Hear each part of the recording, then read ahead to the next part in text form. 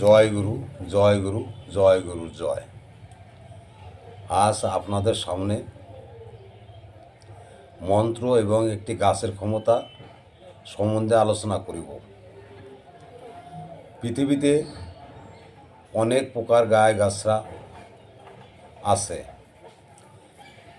আমরা সঠিক বিদ্যা জানি না, সঠিক কাজ জানি না, এই জন্য আমরা গাছ সম্বন্ধে অনেক পিছিয়ে।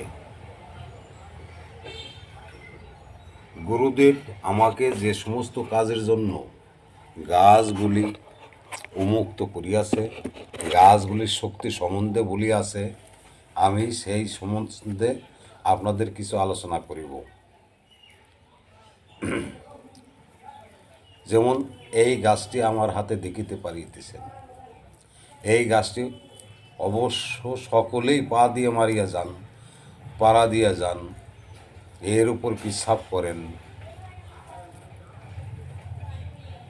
চলিতে ফিরিতে আপনাদের সামনে সবসময় পড়ে, কিন্তু আপনারা জানেন না এই গাছটার কী ক্ষমতা, কী শক্তি। আজ আপনারা জানিতে পারিবেন। আপনার উঠানে, আপনার বাড়ির সাইডে, রাস্তাঘাটে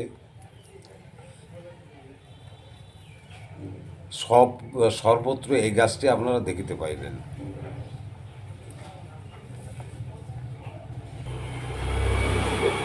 সব জায়গায় এই গাছটি দেখিতে পাওয়া যায়। অনেক অনেক কবিরাজরা এই গাছটি দ্বারা অনেক কাজ করিয়া থাকেন। এই গাছটি সম্বন্ধে আমার 4-5টি কাজ হয়, এক এক করিয়া আপনাদের এই গাছটির ক্ষমতা আপনাকে বলিয়া দেওয়া হইবে। এই গাছটি আপনারা তুলিবার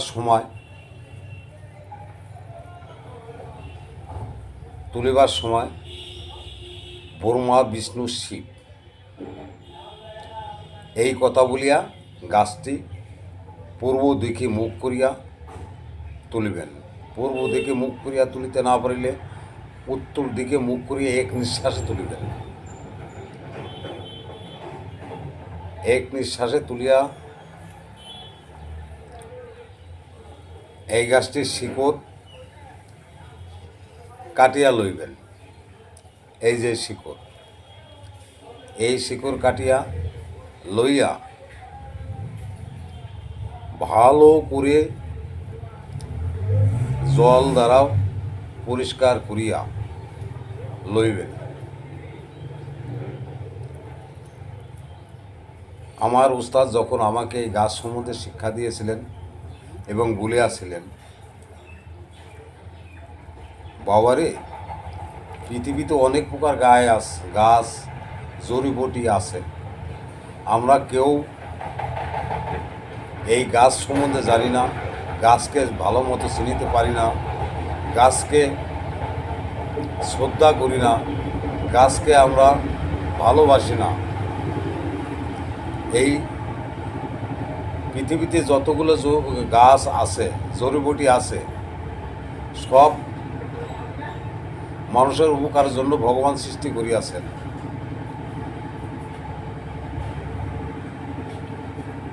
আজ পর্যন্ত বাজারে যে সমস্ত ওষুধপত্র তৈরি হইয়াছে, কিছু গাছ দ্বারা তৈরি হয়, বা আয়ুর্বেদিক ওষুধগুলো সম্পূর্ণ গাছরা সেচিয়া কুটিয়া করা হয়। এই গাছকে কোনো সময় অবহেলা করা উচিত নয়। এই গাছকে আপনাকে জীবন ফিরিয়ে দিতে পারে। এই গাছটা আপনার কি কাজে লাগিবে দেখিবেন। হাতের আঙ্গুলে আঙ্গুল হারা হয়। আঙ্গুল হারা কেমন? সামান্য এক অংশে বিষ বেদনা উপস্থিত হয়, আস্তে আস্তে আঙ্গুল ফুলে মোটা হয়ে যায়, টাটানি শুরু হয়, জ্বলে পড়ে যায়, রোগী রাত্রে ঘুমাতে পারে না। হ্যাঁ, ডাক্তারখানা গেলে ডাক্তাররা বলবে এই আঙ্গুল হারা হয়েছে। বড় হয়ে গেলে পুষ বের করিতে হইবে। আর ছোট থাকিতে যদি আপনারা চিকিৎসা করেন, অল্প রোগ আক্রমণের সঙ্গে যদি আপনারা চিকিৎসা করেন, তবে এটা তাড়াতাড়ি সেরে যাওয়ার সম্ভাবনা থাকে। এটা হচ্ছে এক প্রকার ভাইরাস। ভাইরাসটা কীরকম? সাপ যখন আহার করে তখন সাপের মুখে বিষ থাকে, ওই বিষ ঢেলে ফেলে দিয়ে সাপ আহার করে। ওই বিষটি অকেজ হয়ে ওই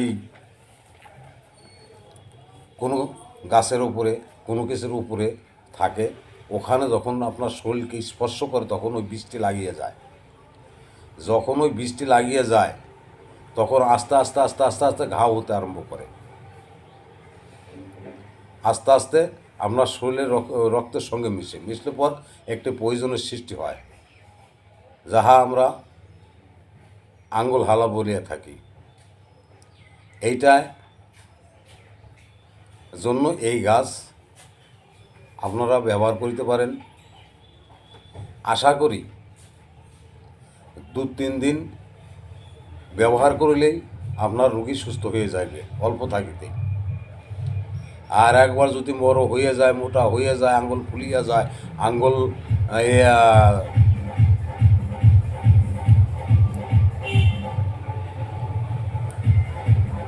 ফুলিয়ে যায়,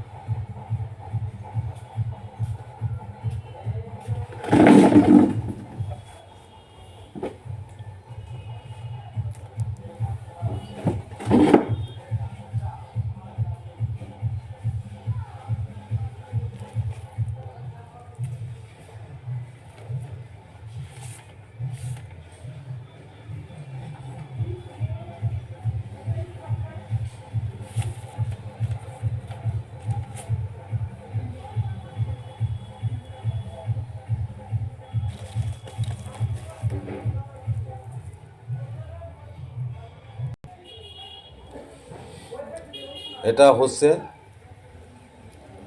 আপনার ক্যাসলা গাছ।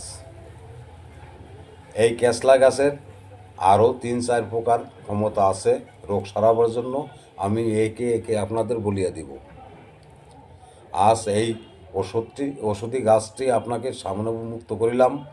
এর নিয়ম হচ্ছে শনি যে কোনো দিন যে কোনো সময়